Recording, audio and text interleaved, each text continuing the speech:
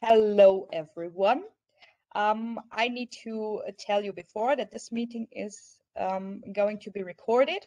If you don't want to be seen or heard in the recording, please switch off your microphone and your camera.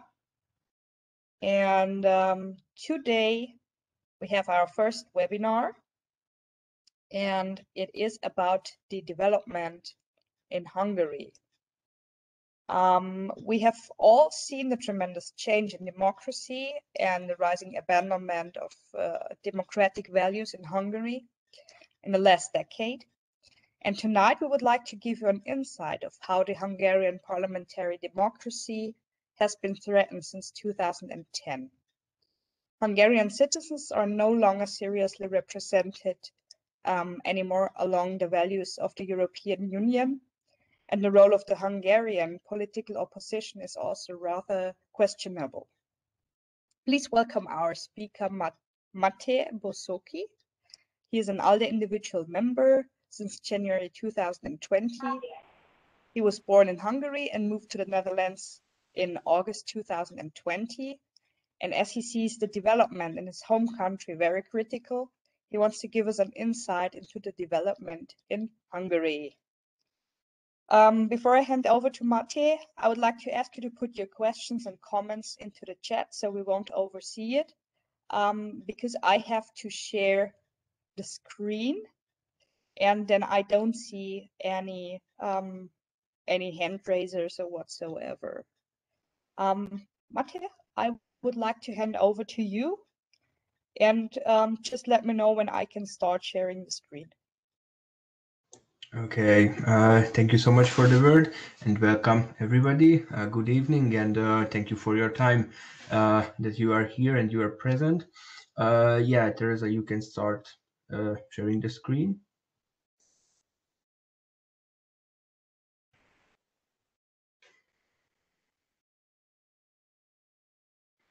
Yeah, okay, and we can move to the second slide, basically.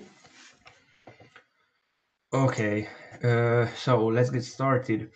So basically today's topic is the Hungarian development, and but mostly we are going to focus on the democratic development, or maybe I can say that the undemocratic or anti-democratic development. So first of all, in order to understand the formation and the development of the Hungarian parliamentary democracy, it's necessary to mention its historical background, first of all. In this sense, it's worth gathering information from the years of the Hungarian regime change. And I would like to share some important dates with you. Like, for example, on February 14th, 1989, the ruling party removed the communist Red Star, the symbol of the communism, from the Hungarian flag and replaced it with the symbolic crown of St. Stephen. On April 3, 1989, 5 political parties declared their participation in the roundtable discussions, for example, towards a more democratic Hungary. On May 2, Hungary opened its border with Austria. And on June 16, 1989, Prime Minister Imre Nagy was reburied in Budapest. And after that, the Supreme Court ruled that the Prime Minister Imre Nagy was not guilty during the revolution of 1956. After that, on October 18, the Third Hungarian Republic was proclaimed and the constitution was established. From that time, the name of the country is Republic of Hungary. And on October 23, the anniversary of the revolution, President Máté Bozóky proclaimed an independent democratic country. After that, on November 17, Hungary expressed its intention to join the Council of Europe. The Council made entry conditional on multi-party elections. it was scheduled to be held by June 1990, basically. If we move to the third slide, yeah. Now we have to talk about a bit about Viktor Orban and young Fidesz party. So basically the Fidesz party professed liberal values in all spheres of the society in 1989. Its motto was, during these times, its motto was, don't trust anybody over 35. So basically we can see that the party consisted mainly young people. And accordingly, the party consisted of people under the age 35. And from this reason, the party's voters were mostly young, urban, and educated people. And it means that in Hungary, Orban made it his goal to lead a so-called revolution against the communist and socialist system. Unfortunately, the revival of the Communist Party is taking place in Hungary today. So basically what we call this as it's kind of like the same communist dictatorial system, but in another package, basically. And it also means that there's a gap between urbanist and populist, and between West-friendly and East-friendly people. And after Hungary joined the European Union, Orban became a prominent figure in the European People's Party. It's also important to keep in mind that Hungary, it's not Alexander Lukashenko's Belarus, for example, or Ilham Aliyev's Azerbaijan, two full-blown authoritarian regimes. But the end of liberal democracy is imminent. Understanding the nature of the problems requires results on functioning of Hungarian parliamentary democracy and its government between 2010 and 2020. If we move to the next slide, thank you. Sargentini in 2018, a Dutch member of the European Parliament, in her report illustrates Hungary's problem with the rule of law, because on between 12 and 16 June in 2017, a representative of the Council of Europe visited Serbia and two Hungarian migration transit zones, basically. And the member is concerned that that Hungary is behaving violently towards migrants from Serbia. All this goes against the right to life and the prohibition of the torture, for example. The report, the Sargentini report, also confirms that in October 2017, the Hungarian parliament extended the deadline for foreign universities operating in the country to meet the new criteria to 1st of January 2019. So this is why basically the Central European University has complied with the new requirements, but its legal restrictions remain. And Sargentini declares that there's a clear risk of serious breach by Hungary of the values on which the Union is founded. And on the next slide, basically today Hungary is a country without the constitutions, and today now we have a so-called basic law. And an analysis from 2016 shows that the Fidesz government changed Hungary's constitution after the 2010 victory, or rather replaced it with a basic law. A new electoral system has been introduced, which automatically plays a key role in achieving a parliamentary majority. So that's why Fidesz has a majority basically in the parliament. The constitutional court and the ombudsman system have been transformed completely. It means that the government holds the supermajority with its parliamentary seats. In spite of all these, the author comments that in the sense of political science, it cannot be stated that Hungary has arrived in the state of illiberalism. But here's the question, why? Because my opinion is that today Hungary is a democratically supported dictatorship. So many people, many political scientists says that Hungary hasn't arrived in the state of illiberalism.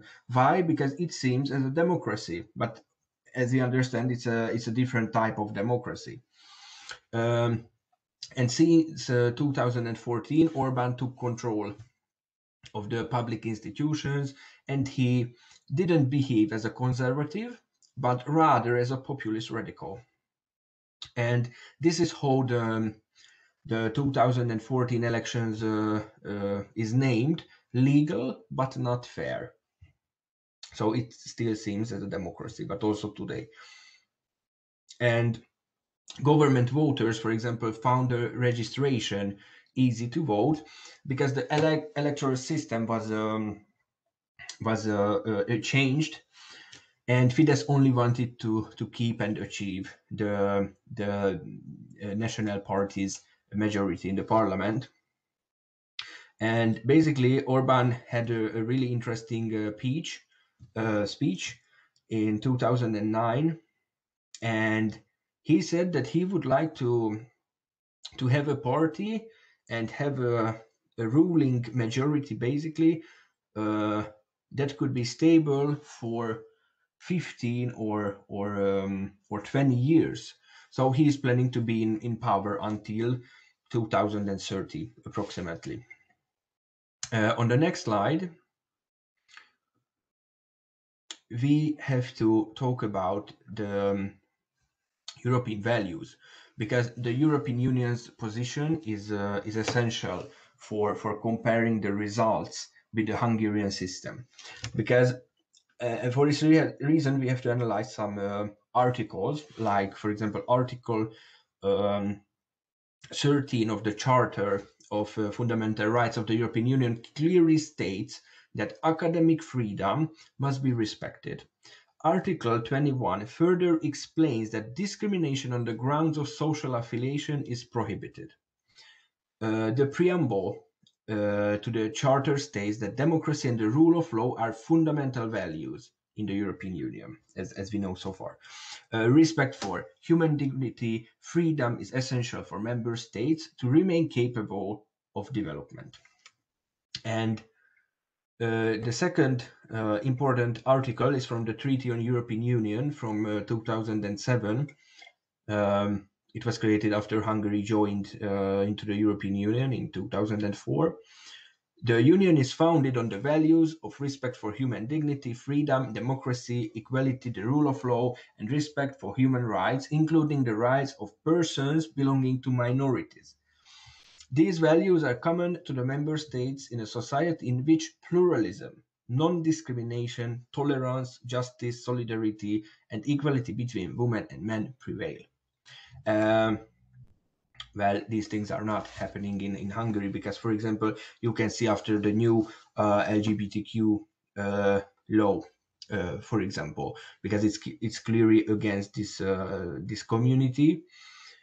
But now it's under process. It's under research what the European Union can do against the Hungarian government in this case.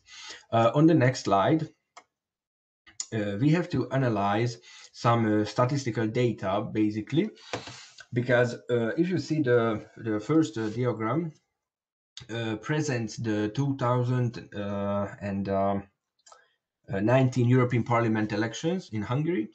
Looking at the figure, it can be seen that Fidesz KDNP achieved a superior victory with 61%. KDNP means Christian Democrat Party, because Fidesz is always in coalition with them. 4 other opposition parties won seats in the European Parliament, 3 left-wing parties and another right-wing. And this another right-wing party will run in coalition with the left-wing parties during the elections in 2022. The second chart shows the composition of the parliament after the 2018 Hungarian parliamentary elections. Similar to the first figure, the victory of Fidesz KDNP above 60% can be observed here. However, there is a 3% drop compared to the third chart, basically, as we can see that more opposition parties ran in the election. But the overall majority is still stable. The third chart basically shows the composition of the parliament after the 2010 Hungarian parliamentary elections, and now Fidesz has a 69% representation in the parliament. This year, only 3 other opposition parties entered in the parliament. Statistically, if we analyze statistically, we can see that between 2010 and 2018, in 8 years, the stability of Fidesz completely remained. There are just little changes. The opposition side remains weak due to the division of parties. The result of the I guess these results are clear, and we can get a clear picture. And we can see, of course, the 2/3 of the parliament. Based on the statistical data, it can be stated that correlation can be discovered between the new basic law and the election results. It should be emphasized that in the European elections, in which, of course, as we know, citizens vote for parties and not by territory in the country, Fidesz won by a large margin. And this is the interesting thing here, because this data basically completely says everything about the majority of the Hungarian society, because, of course, somebody has to vote for Fidesz to be in power. The difference between the 2 election procedures may show a real and a false correlation between the basic law and the results. But from another approach, what I think it's possible that the constitution amendment plays a small role, and indeed the majority of Hungarians vote for Fidesz for real. So it needs more further analysis. On the next slide. Thank you. As Hungary, a member of the European Union, we need a comparison between the values of Hungary and the European Union. It is clear that the European Union protects human dignity, as Sargentini in 2018 writes, by violently treating migrants from Serbia. With this, Hungary is violating the EU's position because it's against the right to life and prohibition of torture, as we discussed. The European Union's values requires respect for academic freedom, which Sargentini says is lacking in Hungary, and that's true. Equally, from a migration point of view, basically Hungary didn't respect the Article 2 in the Treaty on European Union. The Charter of Fundamental Rights of the European Union and the Treaty on the EU also proclaim that the member states have to be based on democracy and the rule of law. In terms, of course, of the moral functioning of a democracy, there is more space for qualitative measurements, as we saw on the election results. If state that the change in the electoral system didn't affect the results, then we claim that the Hungarian people voted without any influence. If we can claim that Hungarian citizens have been manipulated by law, we can declare that the new constitution doesn't provide enough space for free competition. So basically it's it's a two-side factor, because it's not. If you go to Hungary, for example, if you go to the capital, you see a completely a liberal Hungary.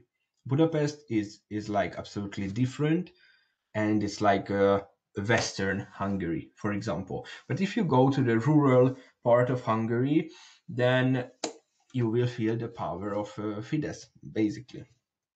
And so basically summarize what has been described. The functioning of Hungarian democracy really shows changing tendencies. What I can say, these changes can be observed in the work of the current government, in the work of Viktor Orban.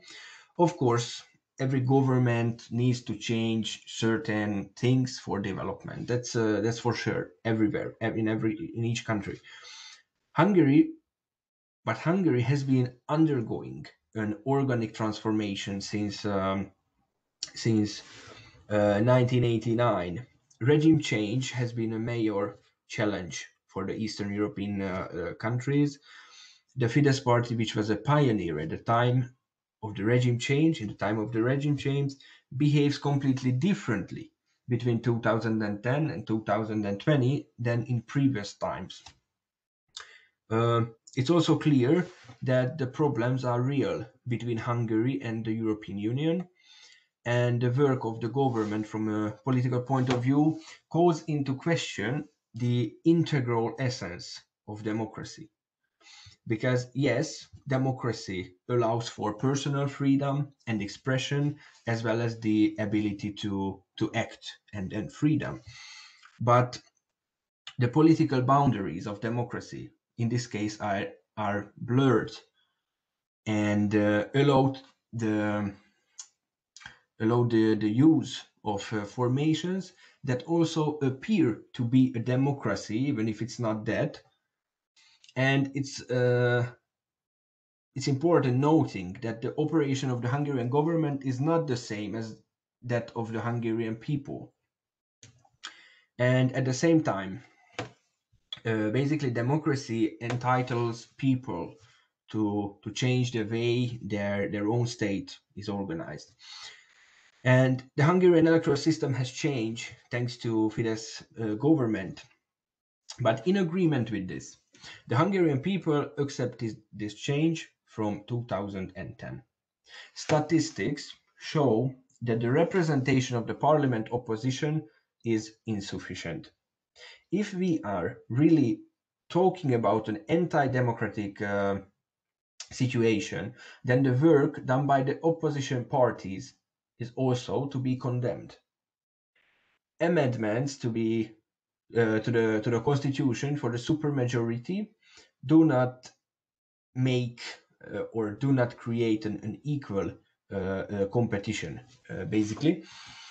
And the possibility of free competition is not left out of the system, but partially democratic solutions of the government are not accepted in a state governed by the rule of law, of course. However, it can be observed in the opposition parties that they, and let's say that this is my opinion, that they didn't try to convince the citizens enough about the problems of Orban's systems. Because if this had happened, the data between, I guess it's enough here, if this had happened, the data between 2010 and 2018 would show a tendency for an opposition change. But as we can see here, the government side was examined, and in my speech, in my discussion, but I can say that democracy is under threat in Hungary, and overall we can conclude that this changed system doesn't equally represent all Hungarian Europeans, neither in Hungary nor in the European Union, basically. But my real point of view is that the European Union should make clear to its member states what it means by the rule of law and democracy. Because if these regulations are not clarified then the leadership of the member states may choose a different interpretation of democracy. That's why in a democratic way, we are in real life, we are not able to say that Hungary is in the state of illiberalism, because it's not. It's completely seen as a democracy, even if you live there. And in terms of the unity of the European Union and the equality of its member states, it's necessary to propose the introduction, at least an introduction of a general European constitution. That's basically my opinion, that contributes to the internal policies of the member states in the interpretation of democracy and the rule of law in the European Union. Basically, thank you so much for your attention. I tried to be a bit faster because it's so much information. And let me see the questions. Yeah, Finn asked that which are the liberal parties? Yes, basically Momentum is a new founded liberal party, but we also have smaller parties. It's like a Hungarian Liberal Party. They are also a member of ALDE, and of course we can talk about left-wing parties, because they are social liberals, like for example Democratic Coalition, and the founder of the Democratic Coalition is the ex-Hungarian Prime Minister Ferenc Gyurcsány. And of course there is the Socialist Party, but that's more focused on social democracy.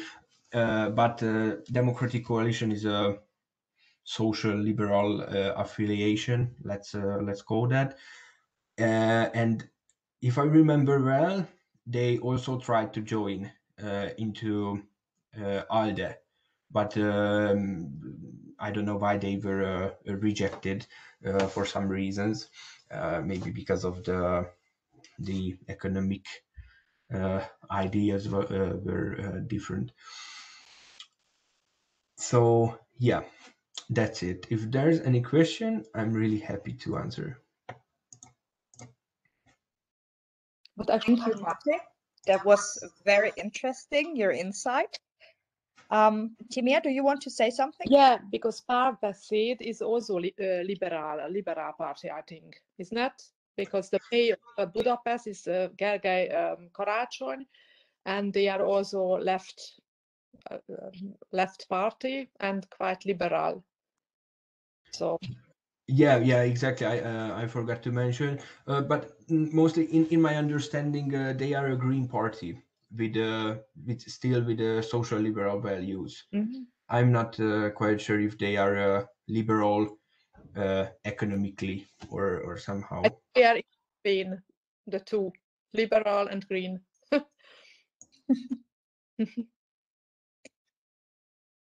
Does anyone else have a question? Yes, Liana? Good evening. My voice is evening. not that good today, sorry. And thanks, Máté, for your lecture. And thanks, Theresa, for organizing this. It's amazing. There were a lot of cases. Being Armenian and living in the Netherlands, those two countries came across with current Hungarian politician in a negative way. And my understanding is that, you have still a long way to go till real democracy. But how do people deal with that? What's their view? I haven't been in Hungary. You're the only Hungarian person I know right now I'm talking. What's their intention? What they are going to do to get over this? Because that's exactly Hungary exactly going against, including in European Parliament when there is a parliamentary discussion about democracy related to other countries. Hungary is the only one which is always voting against taking part to dictatorship countries. Like, for example, there was issue related to Turkey, Azerbaijan, and Hungary is always voting for the dictatorship part and against the democratic part. From 57 votes, 56 were for, Hungary against, and still in European Union. what are people going to do? Do they have protests? Do they have, I don't know, a strong opposition? What are your steps to get it over? Because that's a real calamity for the European Union right now. Thank you. Thank you so much, Liana. So let's be really honest that there is one huge problem with Hungarian people, that they are so lazy to go on the streets. But basically now opposition parties are going to create a huge coalition, a 6-party coalition. So basically these are the Democratic Coalition, Hungarian Socialist Party, the Párbeszéd, Momentum, and there's a right-wing party, basically it's called Jobbik, but they were far right. I guess they are still a far right party, so I don't really trust in them, but they are in the coalition against Orban. And the 6th political party is LMP, which is basically a green centrist party, and they are going to run together against Orban in 2022. Basically, because of the basic law and the electoral system is rarely changed, then this is the only option to get rid of Orban. But I just checked some political analysis and research that basically this 6 coalition party are kinda has equal support from the whole society as Fidesz has. So basically it's going to be a really interesting competition, because now the 6 parties, so imagine there here is 6 parties and here is Fidesz, and basically from the population 40%. So this is where we are today. And now that's why I got the idea that this system is happening because of the cultural behavior of Hungarian people. I don't know if this behavior comes from the communist era, comes from Russia, from the Russian communism. But an interesting thing that the majority in 2004, the majority of the Hungarian people wanted to join in the European Union. But interestingly, the majority, so approximately, and also still the majority from Fidesz voters still would like to be in the European Union, but they just they don't really like to make agreements with the European liberal values. But this is absolutely comes from a wrong cultural behavior, and I guess from a misinterpretation of our history. Because if you check our history, basically our whole history is really nationalist, and it's in our genes, in our veins, that Hungarian people mostly are going to raise up with strong nationalism and with a strong national identity, and it's really difficult to get rid of that. I'm sorry. Because actually I was growing up in the communism time, so I know the communism time and the time now. And I think the problem is with the Hungarian people by now, especially the people up to 50, who and many of them are voting Mr. Orban. So and who are not voting Mr. Orban, they either don't go to vote anybody, or they vote for an opposition party, and the people who don't go vote anybody, or if they go vote anybody, the problem is they don't believe any changes in Hungary, because any time when we made some changes, yeah, we gave a chance to any other parties, we nothing has changed. Only the corruption, the way of the corruption, yeah. And this is why I think that people are worried, you know, that it will get even worse if they don't vote Mr. Orban.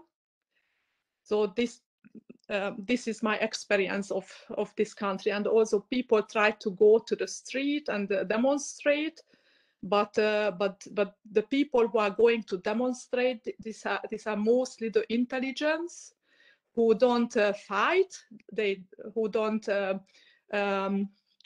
how do you say this, Theresa?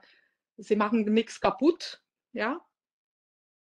They don't harm anything. They don't, exactly, yeah. And for the Fidesz party, I think the only way to get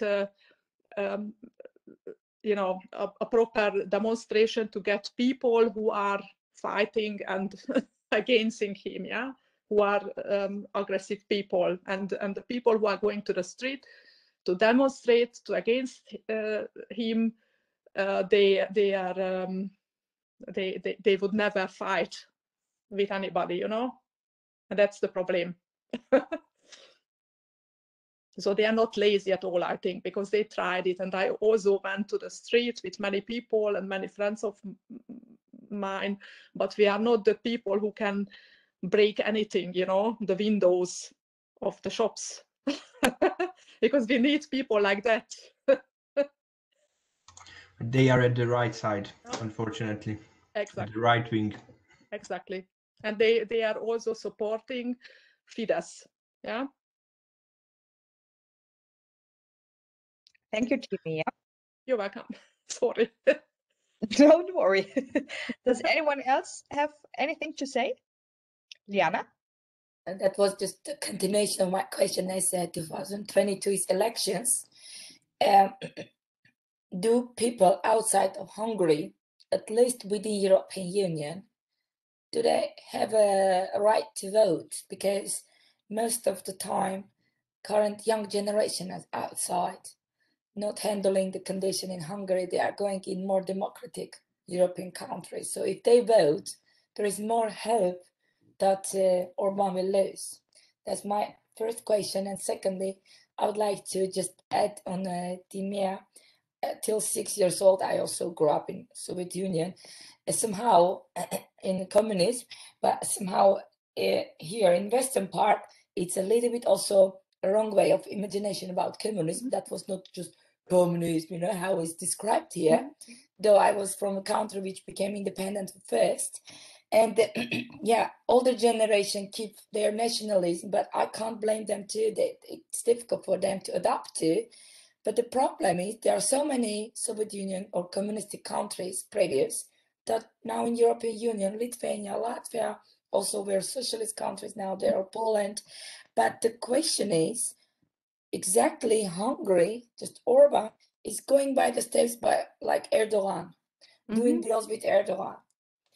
There's a huge difference between other countries, which is also coming from Soviet Union part or communism or socialist. But at least they are not dealing with Erdogan and they're trying to adapt to. So Hungary has now currently two problems, Orban and still adapting to Western or Central European tradition, because telling that old generation of Hungary, they can go out and break the windows, I wouldn't agree as well, but they are still nationalists. But I believe Orban supporters can do that. They definitely can break, because when they talk about Orban, I immediately imagine Erdogan, Trump, you know, this type of... He serves Putin. Yeah, and he even dares to call... Oh, no, Putin is out of the question. I can't imagine anyone comparing with him, because 20 years occupying the country, and, you know, okay, like Orban even allowed himself to threaten Mark Rutte, the Prime Minister of Netherlands, the most democratic and one of the core countries of the European Union, to leave the European Union if they don't like Orban's style, you know, just not. He's not only not adopting, but he's dictating the European Union. So that's a huge issue currently. Thank you. Thank you, Liana. And thank you, Timea, once more. Thank you, Liana. If you let me to answer your question regarding the votes from the European Union from Hungarians who live outside of Hungary. Basically, there are two separate things. The first thing is that Hungary has, let's say, former territories, which is mostly Transylvania, and they also have former territories in Slovakia, close to the border of Slovenia, for example, also in Croatia, because in old times these were Hungarian territories. But the thing is that Hungarians who are living in these territories, they can vote by post. Basically, it's called a postal vote. But unfortunately, if I would like to do this, I'm not, because it is banned in the Western European territories. So basically, my decision shall not be made by postal vote.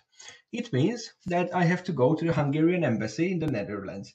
But for example, imagine, let's check Germany. Hungary has only one embassy and maybe some consulate, but I'm not sure of this. So basically, for example, from let's say from Frankfurt, you have to go to Berlin to make your vote. But of course, it's really time consuming, and maybe somebody hasn't got enough money to go there by train, by plane. So it's to be honest, it's a disgusting situation. Then those Hungarians who live on the former territories, and basically they are also even Hungarian citizens, and they have dual citizenship, and that means that they have right to vote twice during the European Union elections, because they can vote for their countries, for example, for Romania, and they can vote for our country, but basically they've never lived in my motherland, and this is so annoying. Yeah. And actually, I'm living in Germany since a year, and before that, I used to live in Vienna for 10 years, and I always had to travel back to Budapest because they made it so difficult for us, you know, to go to the elections, and it was always cost a lot of time and not the money, because I have enough, but for some people who are students, for them it's a lot of money to travel back, you know, for this one day, election day. And I don't understand. We were born in Hungary, we were growing up in Hungary, you know, and I paid also a lot of taxes in Hungary, and I can still not vote, because I used to work also in Hungary before, and I don't understand why. So I'm with you, Máté. Yeah. Yeah, and he doesn't want to change it at all. So we were working on the petition, and we got a lot of signatures, and doesn't help anything. Yes, exactly, because basically for those Hungarians, okay, I let's say that I respect them, but I'm not this fan of this former territories, because just check our history. Hungary was a multicultural country, with Slovaks, with Germans, with Croatians, with Romanians, and it's not true that Hungarians were the majority, because it's not. It was a multi-ethnic kingdom, and nowadays, if the Hungarian kingdom would still alive, that would be a really great example how other ethnicities could live together. But it doesn't happen, because basically what I believe today, that we have wrong examples from the history. So, for example, these examples said that during the Hungarian kingdom era, for example, that there is only one political nation, that's the Hungarian. So in the history, we were not the good guys, and that's why we arrived to a point where we are today. And it's a shame, I guess. And also there is one more point, which might be, Máté, you know, I don't know. I know many Hungarian people in Vienna, and these people were migrants after the revolution in 1956, and they are still getting 30 euros every time when it's an election in Hungary. They receive 30 euros to vote for Mr. Orban. And not only people in Vienna receive this money, they receive it in the whole world, because I know also people in Australia who are Hungarians, and they receive the 30 euros as well. Yeah. So he pays these people. And these people are by now rentner, how do you say this, in the pension, you know, and for them 30 euros are 30 euros, you know. For some of them it's a lot of money, yeah, because they are pensionists. And so he pays these people as well. So this is another problem which we have.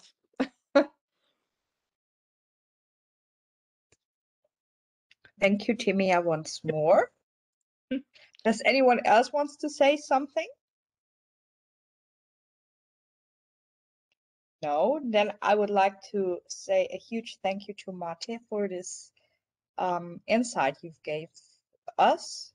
And I would also like to announce 2 further events. The next one will be our more or less weekly caucus meeting this upcoming Friday, also at 20:45 CET. And you're very much welcome to join this meeting as well. And next Wednesday, we have Liana's webinar about time management, how to use your time wisely. And that is something that we really, all of us, can use that for our personal life, for our political life. And I think this is going to be a very interesting webinar as well. And you will find all the login information, as always, in our group or on the Facebook site. So, yes, Liana just wrote. I joined for my husband's computer, so it every time brings you up milk here. Sorry. Everybody needs to master time management. Please join. And Máté wrote, thank you, everyone. It was a great discussion. So, as I already said, thank you very much. I will put the recording into the event and into our group. And I hope you will all have a great evening. So thank you for joining. Thank you. Thank you. Bye-bye. Thank you, Máté. Bye. Bye.